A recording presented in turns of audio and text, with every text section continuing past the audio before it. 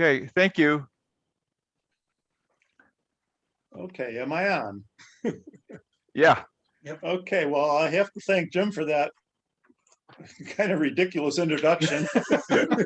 And I should have expected it because he's got a much better memory than me, and he is absolutely obsessive on record keeping. When I finally re-met him a couple of years ago, he had every newspaper clipping that was ever in the paper about anyone from our school. He's at every yearbook that he's ever been to, accumulated. Anyway, yeah, we've known each other for a long time. We grew up in Hamburg, New York, which probably would be considered a bedroom community of Bethlehem Steel, if they ever used that term in those days. Both our parents worked there all their lives. Me and Jim worked there summers during school. You really wanted to have an interesting talk, ask him to tell you about his days cleaning out the coke ovens when he was about an 18-year-old, and he survived it. Anyway, we both were in class of 65. We went away to school in upstate New York, spent 4 mostly drunken years trying to maintain our 2S deferments and keep out of Vietnam. I won the lottery, the first draft lottery, so I avoided it. He didn't win the lottery, but somehow he ended up in Panama instead of Nam, so I guess he avoided it just as well. Being a health inspector for about 6 years.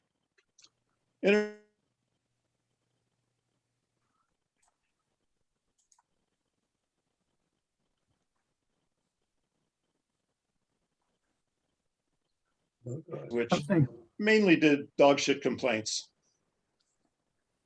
All field work I had heard anything. I'm not a big city boy. Time for me to go away a while. So I held the party, gave away all my things except my backpack and a couple changes of clothes, got in my little red Fiat and drove around America. Cruised the beautiful places, the Colorados, the New Mexicos, Arizona, California. Ended up in Seattle, which I loved. Thought I'd stay there. And I did until it started raining. At which point I thought, why don't I go to Mexico for a month or two? And Jim seemed to imply that it was some planned trip. I went to Mexico for a month or two and sort of got hung up. And then 5 years later came home. Yeah, I went through all those countries. They were amazing.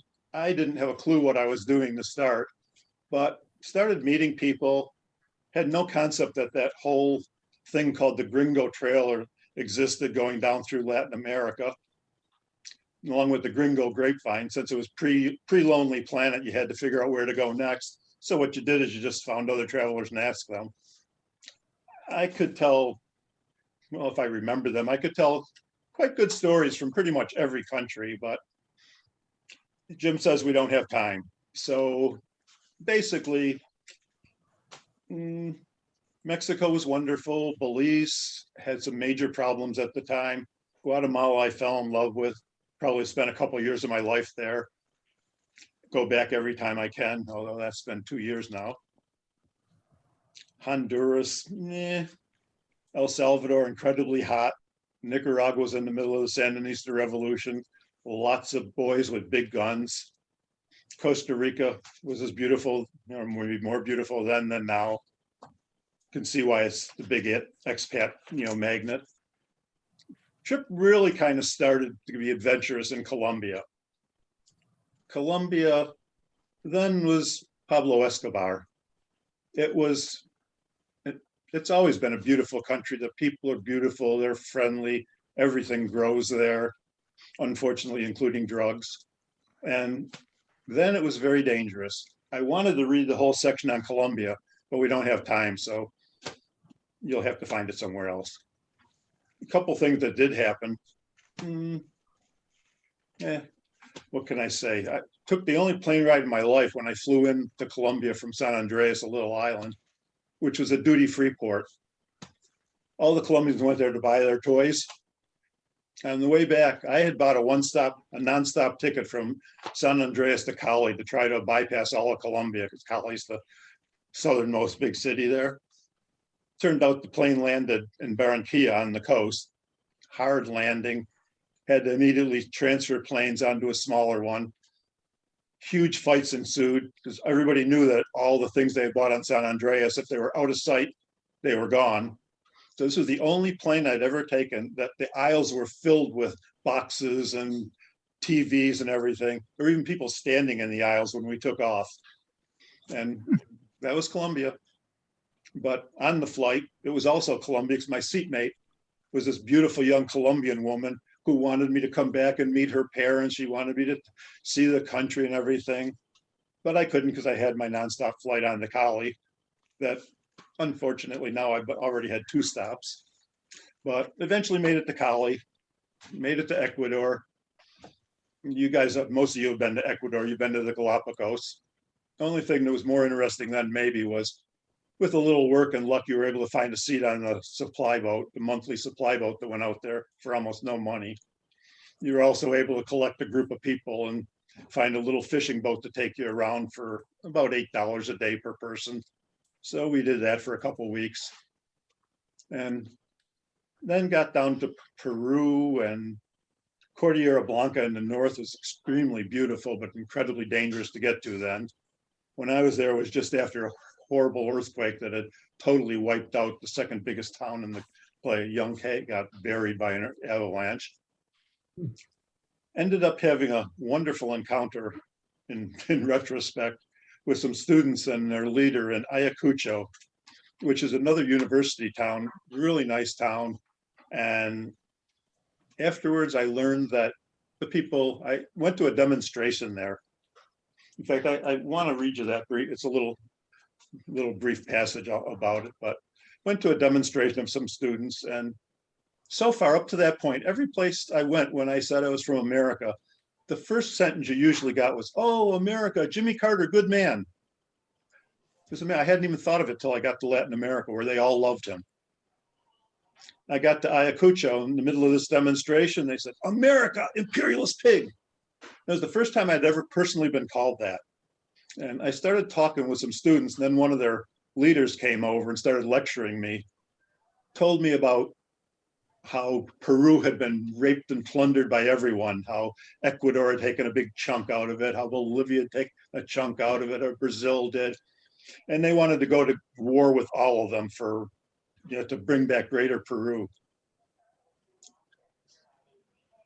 They didn't get to go to war with the other countries, but 2 years later, they had morphed into this organization, which you all know about, Sendero Luminoso, and launched their undercover war, killed thousands and thousands of people, many thousands. And I was thinking, damn, was I just having an argument with Comandante Gonzalvo or Abigail, what's his name? Abimael. God, I even forget his name now, although he just died the other day in prison. From there, saw Machu Picchu. You guys have all seen Machu Picchu. You don't have to hear about it. It was one day in Peru. The rest of Peru, traveling through it was so much more interesting. Got down to Bolivia. The seasons were changing. La Paz is a wonderful city. It's like you're living in National Geographic. It's okay to be at 13,000 feet when it's their summer. It's still freezing at night and everything, but the rainy season was coming, which was the snowy season there. The obvious route was further south into Chile and Argentina. But Pinochet had just taken over in Chile. The dirty wars were going on in Argentina. So I ended up missing those places. Went back to Guatemala, spent a little bit more time until their civil war heated up in '79. Flew over to France, landed in Paris on the day the Iranians took our embassy. That cut off plans to go overland to Kathmandu. A month after that, the Soviets took Afghanistan. That cut off plans to go there. Ended up in the Greek islands after my mandatory 30-day Europass, which we've all done once upon a time. And luckily met this Aussie lady who was on her way back from her overland trip back and forth from Australia to England. We flew over to Africa, went down through Egypt, noisy, irritating, got into Sudan, which I had no thoughts on whatsoever because I barely knew it existed. And it became the most amazing experience of my life. I wish I could read the whole thing, although that doesn't even do it justice. You can write, not novels, you can write trilogies on that country. It was the best of Muslim hospitality. It was totally undeveloped. We had to get from Khartoum down to Juba, way down the Nile. There were only two ways, a monthly steamer and possibly trucks. We checked out the monthly steamer. It's the first and only time I've ever been so grossed out I wouldn't do something in my life. We looked at the boat, it was in dock, looked at the cabin, which was very basic and okay. We checked out the bathroom. It was down an alleyway toward the back of the ship. It was a hole in the ground, hole in the floor that dropped down into the river. You couldn't get near it to see because the entire alleyway was covered with shit, because evidently people couldn't get close enough to the hole, so they would just do their business. I said to Karen, I don't think we're going to do this trip, are we? And we decided not to. But we caught a truck for 5 days through Sudan. It was filled with onions. It was like floating through Africa on the tops of burlap bags full of onions. Every single day was amazing. Don't have time to tell you about them, but we did end up down in a place where even you guys, the most learned, world travelers imaginable, never heard of, a little town called Tambora, which was right by the border of Zaire and CAR and Sudan. We had to get to Juba, which we had no idea even where it was, but there was a dirt road to it. Somebody mentioned that there was an American aid station out of town that might have a Land Rover going in. We walked out, saw this building with a screened-in porch and white people eating breakfast with utensils, which was so amazing because we hadn't seen utensils for a long time. Walked in, asked about the Land Rover. They said, oh, that went hours ago. They shouted into the back room, hey, Tony, you going in today? Tony said, how many are there? In a little small plane into Juba. It was Tony, who was this old Irish guy who came out. What was that? The time. So Tony was this Irish pilot that came out to Kenya during the Mau Mau days. He loved the country so much he stayed. He'd spent the rest of the time up until 1980 when I was there, ferrying people around, UN, aid workers, CIA, I don't know who. And so it was him, me, my friend Karen, and one other guy named Lester, which turned out to be the most amazing character I've ever met. He went to school at Yale in the 1940s and 50s. He was William F. Buckley's roommate. He spent his adult life in West Africa with his wife. Never told us what he did, but he told us that it was getting too built up, too calm in West Africa. We thought we'd come over to Sudan, see what it was like. I have no doubt he was CIA and he was there to keep track of Idi Amin and what was going on, but he was a character, and those were kind of the experiences we were having in Africa. Anyway, eventually got a truck directly into Kenya. Kenya, land of milk and honey. We went game parking. One strange thing about game parking when you're young and cheap and all you can do is rent a car. There were four of us. We had sleeping bags. Didn't have a tent, but we figured it didn't matter. Every one of those fancy lodges would have a campground. We got into one, a little after dark. They directed us down by a tree and said, you can pitch your tent there. So we had a big plastic tarp. We put it out on the ground. Nice sleep going on. Middle of the night, we heard some noises. Something big was walking towards us. We dove in the car, and a group of elephants walked over our tarp. But the next morning, I woke up at dawn. There was the most amazing sunrise over Kilimanjaro. The snow cap was all pink. There were giraffes and zebras in front. It was just, I almost wished I had a camera, which I've never carried in my life. The only other interesting thing in Africa game parking, we were in the game park a couple days later and spread out our tent away from the trees so the elephants wouldn't come. I woke up in the morning to take a piss. I looked to the side. There's a big black snake curled up about 3 feet from my head. I thought, oh God, I think I got a black mamba next to my head. Didn't know what to do, but I very slowly crawled out and made it. Woke up my friends. We didn't know what to do because it was pretty much in the middle of all our stuff. And the other couple that was with us, Norm, was from Tasmania. He was Aussie. He said, hell, there's only one thing to do. You got to take care of it the Aussie way. So he picked up some big rocks and we bashed its head in, which you hate to admit now, but I'm probably the only one on my block that ever killed a black mamba. Anyway, from there, we had about another month. We had bought a plane ticket on to Bombay. We had about a month to kill. So we wondered if we could get into Uganda. Amin had been out for a few months then. So we thought, why not? And we went over to Uganda and he was gone, but the country was still pretty chaotic. But they loved us coming back. It's like, wow, whites are coming back. Finally, we're going to get our country back. As long as you're not British and screwed us all over. Anyway, I wish I could relate more of the Uganda stories. Survived a couple more close animal encounters, but eventually flew on to India. And Karen had been there before, so she had a couple places she wanted to go. And I know you guys play trivia contests. There's a place in India, the first place we visited, that, I mean, I had seen ruins. I had gone through the Aztec, Mayan, Incan ruins, Egypt, Rome. I had seen ruins. We stopped at some place called the Ellora Caves. It was the most spectacular thing I had ever seen. I don't know if any of you know anything about it. If you're archaeologists, you certainly do. It's a system of about 20 or so caves chopped out of a big basaltic ridge, and they're just spectacular. It's like three religions were competing with each other a couple thousand years ago to see who could chink out little bits of rock and make rooms and caves out of them. And the walls of every room are just covered with intricate carvings of Indian gods, Hindu gods, Buddhist things, Jain things. I've never imagined anything like that existed. If it was any place else in the world, it would be way more famous than Machu Picchu. But to get there, we took a 14-hour bus ride from Bombay with about 200 other people in the bus overnight. And all I could say was, Karen, this better be good. And it was.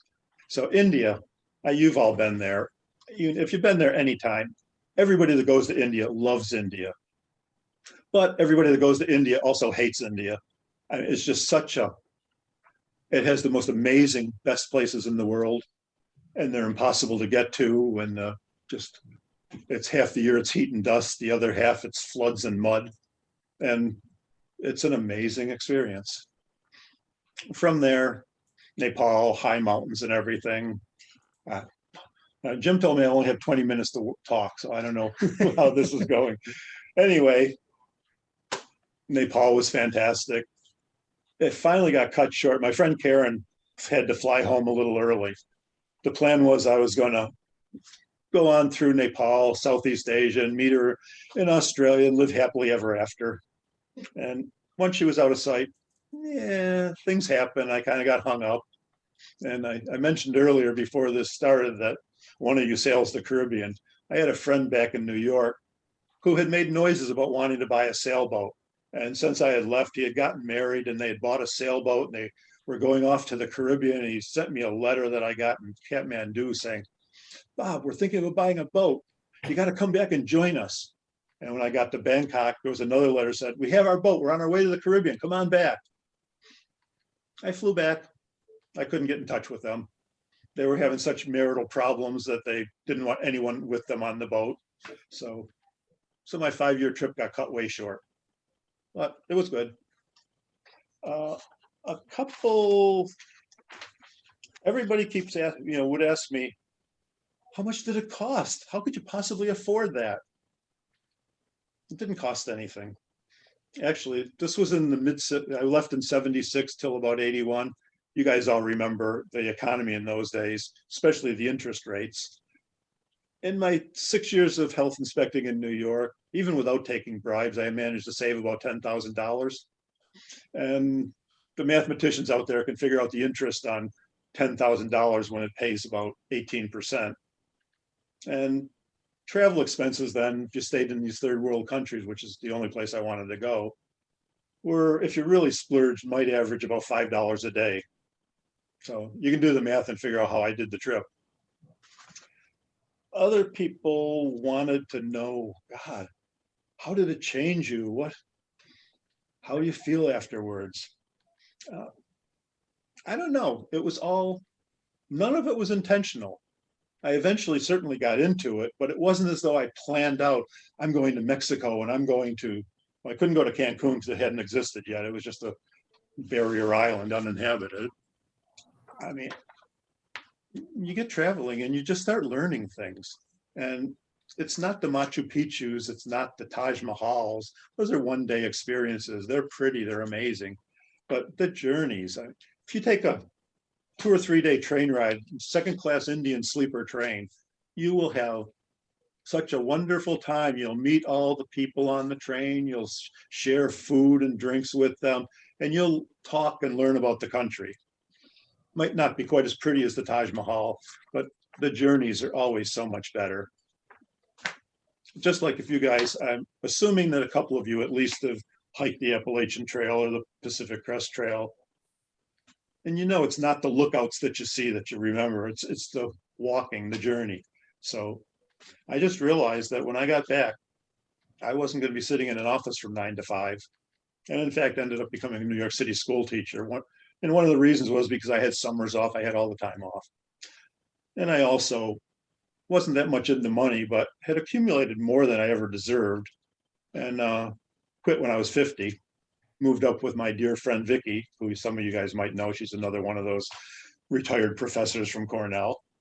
And almost every year since then, every winter I'd be away for 2 or 3 months, somewhere in Latin America, Asia, Africa. Summers I would be hiking. Autumns I'd usually go to my brother to try to shoot deer, which usually didn't work, but occasionally. It'd be much easier here at Persanti's house since I can look out the windows on either side and generally see them. But anyway, that's what I did for 5 years. How it became a book, I have not a clue. I mean, my literary ability, I don't think I've written anything since a postcard about 30 years ago. But the last time I was out of Ithaca, I was down in Guatemala. When was it? 1.5 years ago, that last winter when we were able to travel. I was visiting a very good friend. We would sit around telling stories. She would tell me Guatemalan stories of her family. I would tell her, old travel stories, which she seemed to love. And she kept saying, Roberto, please write these stories down so I can read them when you're gone. And I thought, sure. I got back to Ithaca. The world closed down about a week after I got back here. Vicky, my friend, said, get off your butt and do something. Write your stories. I started writing it. It was fun, especially because the only things you really remember after 40, 45 years are the weird things and the bad things, which make much better stories than, oh, I was in a tropical island in my hammock drinking pina coladas for 2 weeks. Nobody wants to hear that. But Black Mamba stories are always good. Anyway, they kept saying, publish this, it's so good. I found one press that I thought might actually work. They published what they said, small books on the outdoors, fishing, camping, hiking, adventure travel. I got in touch with him. I talked to the owner. He said, well, I got to tell you, if you're writing a memoir, especially a travel memoir now when nobody can go away, unless you're really famous or unless you had a horrible disaster as a kid and overcame it and cured cancer or saved whales or something, nobody's going to publish a memoir. But then all of a sudden, self-publishing things came onto the radar. My next door neighbor had a friend that published a book of poetry. He said, well, I don't know about the press, but you can get in touch with him. You can look it up. It's called Wasteland Press from Shelbyville, Kentucky. And I thought, huh? I looked at their website. I called them. The guy, Tim, the owner, he was lovely. He was wonderful. Told me that, hey, all you got to do is write it. You write your manuscript, you get it in good shape, you edit it, do what you got to do, send it to us and we'll format it. We'll do font size. They'll do things I never heard of. They'll design a cover, or they'll do the copyright. You pay them a little, not much money, and bang, a week, 2 weeks later, you get a beautiful book, which is what I did.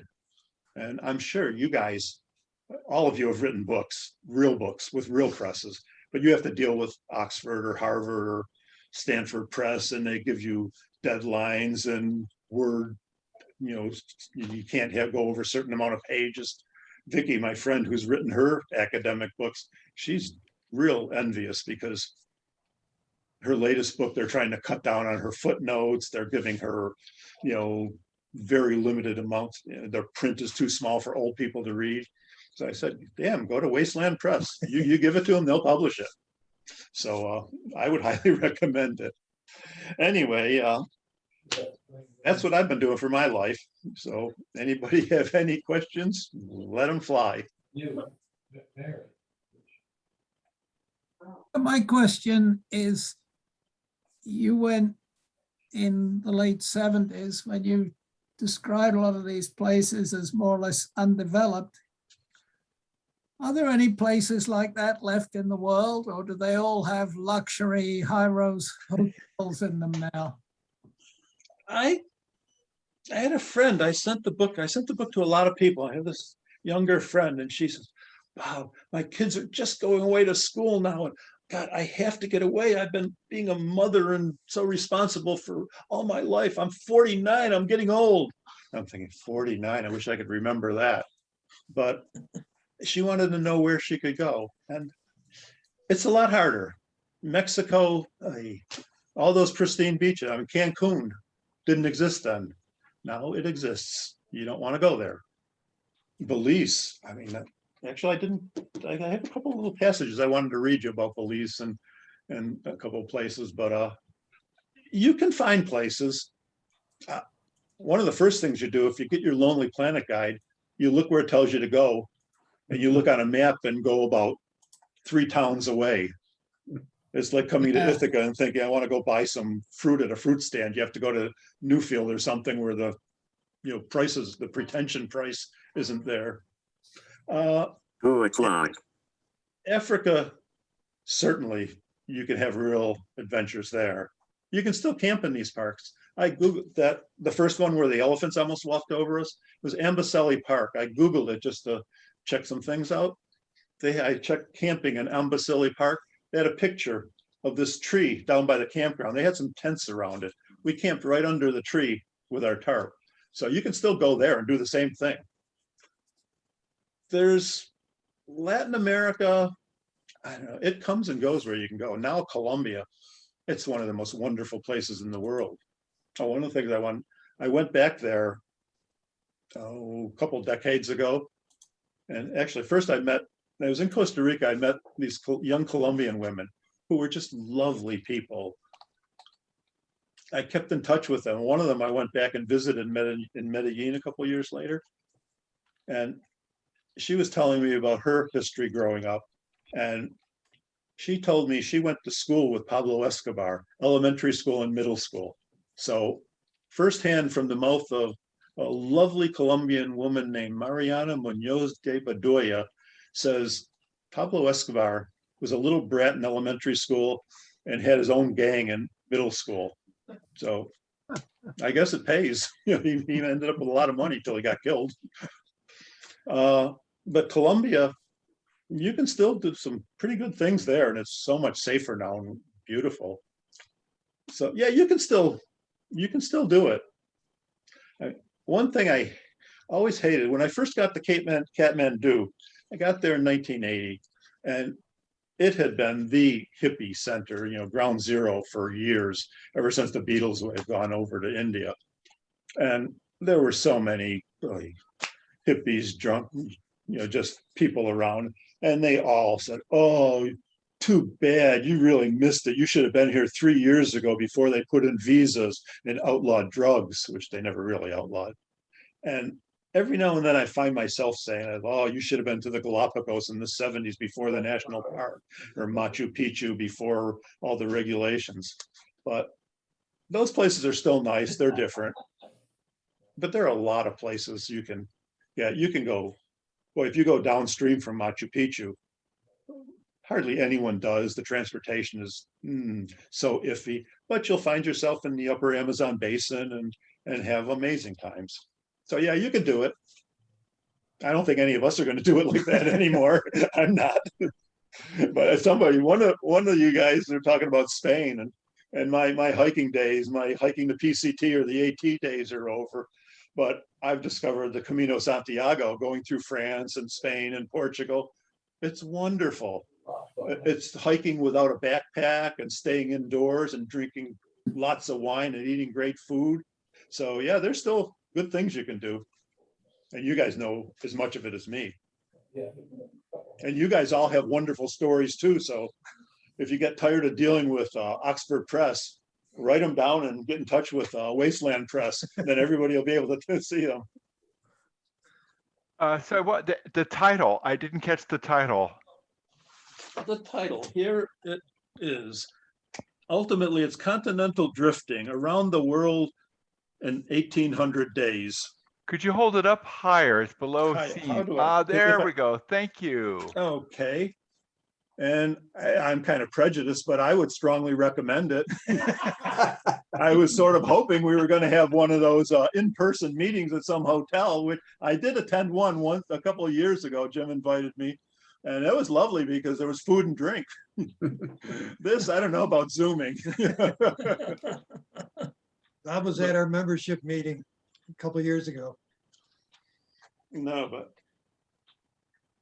it was funny, you know, writing about. Now I have people. When are you going to do the sequel? What are you going to write about next?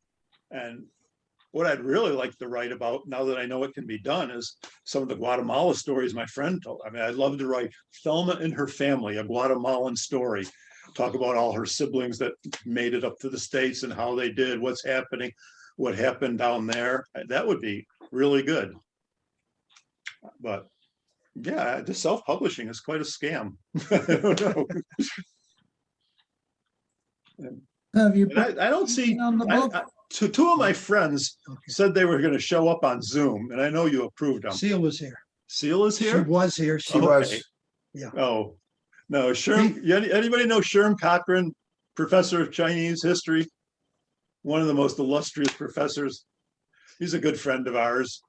He read the book. I was hoping he was going to come here and give you a quick review. And Itzy Hull, professor of history, she didn't show up either. Damn, I guess they don't know how to do Zoom either. That's the problem. We're the wrong generation for digital stuff. Peter, you had a question? Yeah, have you managed to break even on your publishing costs? No.